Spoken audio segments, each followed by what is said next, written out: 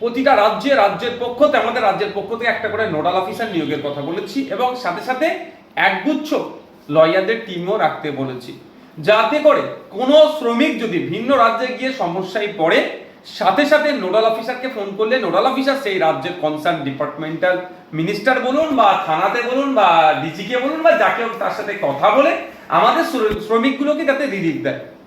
কিন্তু দুর্ভাগ্য এখনো ওই ধরনের কোনো নিয়োগ হয়নি। পশ্চিমবাংলার মালদা মুর্শিদাবাদের যে সমস্ত বিধায়করা আছেন বা ক্যানিং পূর্ব পশ্চিমের যে বিধায়করা আছেন, পশ্চিমবাংলার শাসক দলের যে এমপি এমএলএরা আছেন, তারা কি করছেন? এই নিয়ে তারা কোনো শব্দ খরচ করছেন না। বাংলাদেশি বলে যায় তাদেরকে যেভাবে অত্যাচার নেমে আসছে, দমনপীড়ন হচ্ছে, তারা মেনে নেওয়া যায় না। আমরা দেখছিলাম গরু ছাগলের মতো দড়ি বেঁধে রাস্তাতে কিভাবে নিয়ে যাচ্ছে। এটা তো হিউম্যান রাইটস ব্রেক হচ্ছে। এটা তো আমাদের বাংলার নাগরিক, তাদের সাথে এই আচরণ হচ্ছে। এটা নিয়ে একটা উচ্চবাচ্য নাই কেন?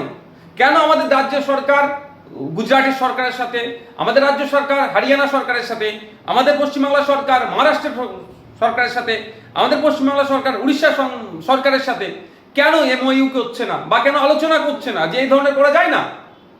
দুর্ভাগ্য আমাদের, আমরা যাদের কাছে শাসন কার্যের দায়িত্বভার দিয়েছি, যে মাইগ্রেন্ট লেবারগুলো আজকে অত্যাচারিত হচ্ছে তার 95% কিন্তু ভোট তাদের মধ্যে তৃণমূলকে দিয়েছে।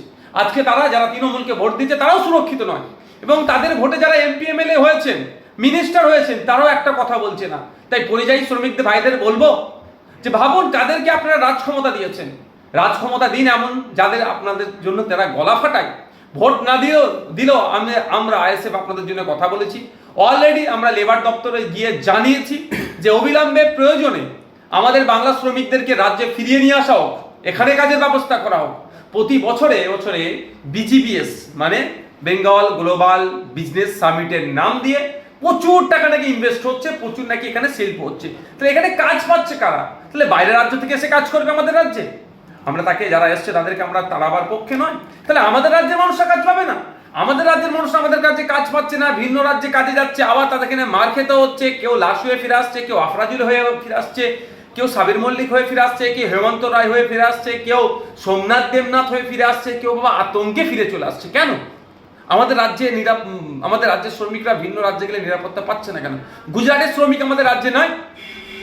গুজরাটের মানুষ আমাদের রাজ্যে কাজ করে তাদের সংসার ধর্ম পালন করছে না?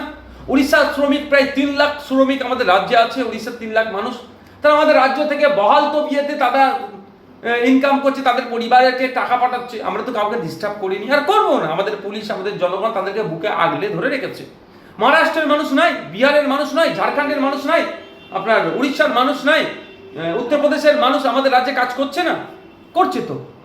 তাদেরকে তো আমরা বুকে আগলে রেখেছি, তাদেরকে আমরা নিরাপত্তা দিচ্ছি। তাহলে আমাদের রাজ্যের মানুষ যারা এখন ভিন্ন রাজ্যে যাচ্ছে তারা নিরাপত্তাহীনতায় ভুগছে কেন?